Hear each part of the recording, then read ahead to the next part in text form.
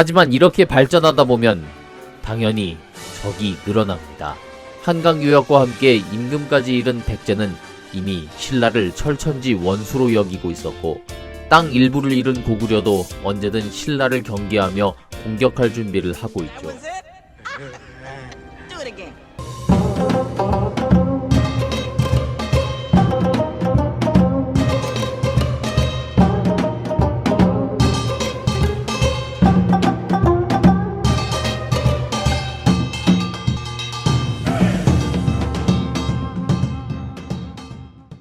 앞서 신라는 고구려, 백제로부터 공공의 적이 됐다고 이미 말씀을 드렸습니다. 그렇다고 고구려와 백제가 그새 사이가 좋아졌냐? 그건 아닙니다만, 신라는 당시 언제든 고구려나 백제의 공격을 받을 가능성이 충분히 있었고, 굳이 두 나라가 협공을 하지 않는다 하더라도 한 나라가 공격해왔을 때 어찌어찌 막아낸다 치더라도 그 다음 다른 나라가 침공해 온다면 연달아 두 나라의 공격을 감당할 처지는 되지 못했습니다. 지난번에 백제 위덕왕 편 이야기할 때는 백제가 고구려 또 신라의 공격을 받을 수 있어 중국의 북제 또 진나라 양쪽에 사신을 보내가며 외교 관계를 강화한다는 이야기를 했죠. 이런 거 보면 서로가 서로에게 지금 다 적입니다. 당시 삼국은 어느 동맹도 없이 진짜 삼파전 양상으로 서로가 서로를 겨누고 있었죠. 앞서 백제가 그랬듯이 신라가 살 길 역시 중국과의 외교 강화뿐입니다. 백제는 중국뿐 아니라 이때 외와도 돈독한 관계를 유지했습니다만 신라는 외와도 철천지 원수였죠. 살려면 중국의 손을 뻗치는 수밖에 없었습니다. 당시 중국의 강자는 수나라였습니다. 진평왕이 즉위하고 2년 뒤인 581년에 건국됐고 8년 뒤인 589년엔 중국 대륙 전역을 통일했죠. 진평왕은 594년 수나라에 사신을 보내 국교를 맺고 상계부 낭랑군공 신라왕이란 시호를 받습니다. 그냥 처음부터 알아서 머리 숙이고 들어간 겁니다. 이전엔 중국과 대등한 위치에서 외교전을 펼쳤다면 이제 대륙을 통일한 거대한 수나라 앞에서 백제고 신라고 먼저 머리를 숙이는 겁니다. 그러면서 북방의 고구려를 견제하는 거죠. 진평왕은 2년 뒤 승려 담육을 수나라로 보내 불교를 연구하게 하고 신라의 토산물을 갖다 바치기도 했습니다. 참 눈물겹죠? 여러분 잘 아시다시피 수나라는 초창기부터 고구려를 견제했습니다. 강자는 강자끼리 알아보고 서로 맞붙는 법입니다. 수나라와 고구려는 서로가 그런 상대였죠. 수문제는 일찌감치 고구려를 치기 위해 30만 대군을 양성하고 있었습니다. 그리고 이를 고구려, 백제, 신라 모두가 눈치챕니다. 여기서 세 나라의 태도가 확연히 차이가 나는데요. 고구려를 견제하고 언제 서로를 공격할지 모르는 백제와 신라는 수나라에 사신을 보내고 머리를 숙인 반면 고구려는 수나라의 군사적 준비에 대해 아예 선제 공격으로 맞섭니다. 이것이 고구려와 수나라의 1차 전쟁입니다. 고구려는 말갈군사 10,000명으로 요서 지역을 선제 공격했고 이에 수문제는 미리 양성했던 30만 대군을 앞세워 고구려를 공격합니다. 결과는 수나라의 패배였습니다. 그런데 여기서 고구려 영양왕의 외교술이 참 특이합니다. 이미 자신들이 이겨가는 상황임에도 불구하고 수문제에게 먼저 항복의 형식으로 화친을 요청하죠. 고구려가 이런 식으로 나오면 수나라는 그러잖아도 스스로 대국이라 여기는 판국에 체면 때문에라도 군사를 물리지 않을 수 없습니다. 영양왕은 이런 외교술을 통해 자신들이 사실상 승리를 거머쥔 상황에서 좀 더 빨리 적국에 군사를 내보내고 내부를 정비할 시간을 버는 겁니다. 참으로 현명한 군주를 할 수 있습니다.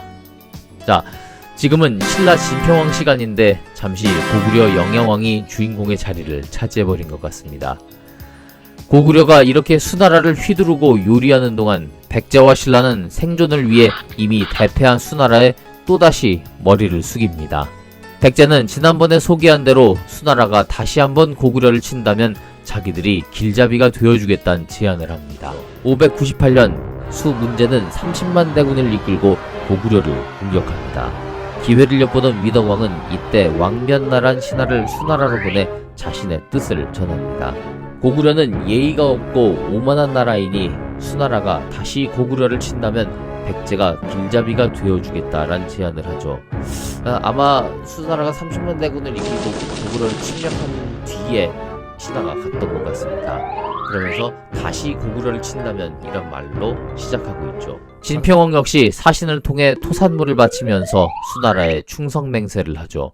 고구려는 당당하고 멋지게 보이는 반면 백제와 신라는 자신들이 살기 위해 민족을 파는 모습이 찌질하게 보이기도 합니다.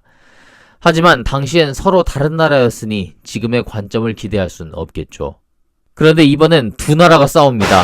이미 백제는 오래전부터 신라를 철천지 원수로 여기고 있다고 했습니다. 관산성전투 때 한강을 잃은 것을 시작으로 위덕왕 때 여러 번 신라에 대해 서륙전을 감행했지만 모두 실패로 끝났죠. 602년 백제 무왕은 암악성을 공격해옵니다. 백제는 장군 해수를, 이에 신라는 장군 건품과 무은을 앞세워 일전을 벌입니다. 처음엔 백제가 이기는 듯 했습니다. 그러나 무은이 위기에 처했을 때 무은의 아들 귀산과 소장 추왕이 목숨을 걸고 싸워 아버지 무은을 구하고 전사하면서 신라군의 사기가 올라가죠.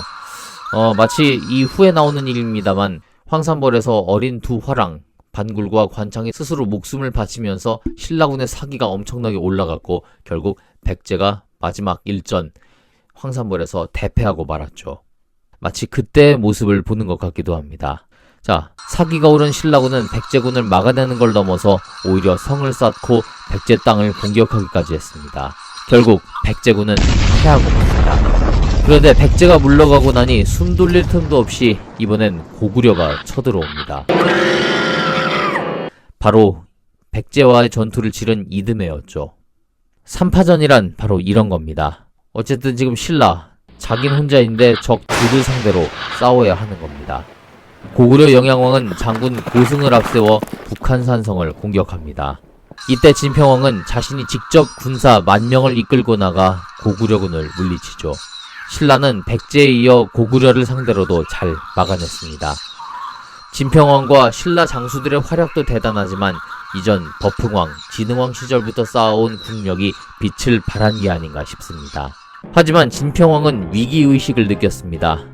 어떻게든 고구려와 백제를 막아내긴 했지만 차후에 또다시 이들이 쳐들어온다면 과연 막아낼 수 있을까 자신이 없었던 거죠.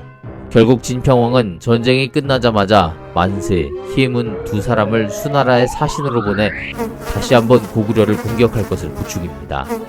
한편 605년엔 백제를 다시 한번 치려고도 했죠. 이러는 사이 중국엔 다시 한번 큰 변화가 일어납니다. 수나라를 세운 문제가 죽고 그의 아들 양제가 황위에 오릅니다. 이미 아시는 분들은 다 아시겠지만 여기선 자세히 언급하지 않고 다음에 고구려 영양왕 편에서 다루겠습니다. 자, 이 양제, 아버지 문제에 비해 훨씬 더 주도 면밀한 사람이었습니다. 이미 30만 대군이 대패한 것을 본 뒤라 쉽게 군대를 일으키지 않았죠. 대신 루어양에서 베이징에 이르는 대운하를 건설하는 등 내치에 힘을 쏟고 있었습니다. 일단 삼국관계에 있어 중국이 우선 한 발을 뺀 상황입니다. 그러면 제일 신나는 나라는 어딜까요? 당연히 고구려입니다. 당장 수나라도 안 쳐들어오겠다. 한반도 남쪽에는 얄미운 얌체 두 나라가 있겠다. 곧바로 신라부터 압박하기 시작합니다. 국경을 맞대고 있는 데가 신라였잖아요. 게다가 백제 역시 무왕의 지휘 아래 다시 한번 신라를 노리고 있었죠.